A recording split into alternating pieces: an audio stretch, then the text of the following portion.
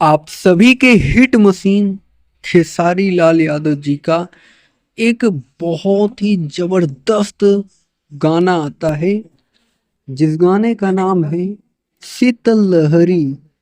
और इस गाने के बारे में बताने वाले हैं कि गाने का परफॉर्मेंस कैसा है, कितने व्यूज गाने पर आ चुके हैं, कितने लाइक्स मिल चुके हैं, कमेंट्स कितने आए हैं और किस कंपनी के माध्यम से गाना रिलीज किया गया है, गाने को लिखे कौन है, राइटर कौन है, सब कुछ आपको बताते हैं।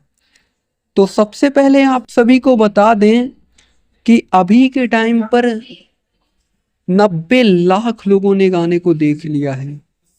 मतलब 90 लाख लोगों ने गाने को देख लिया है, जो कि अपने आप में बहुत बड़ी बात है।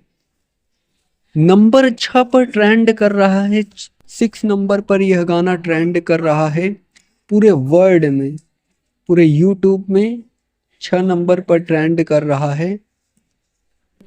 1 लाख के तकरीबन लाइक्स कंप्लीट हो गए हैं। 50,000 कमेंट्स आ चुके हैं इस गाने पर। और आप सभी की जानकारी के लिए बता दें कि गाने का नाम है शीतलहरी, जो कि बहुत खतरनाक गाना है दोस्तों। और सिंगर हैं खेसारी लाल यादव जी, नेहा राज।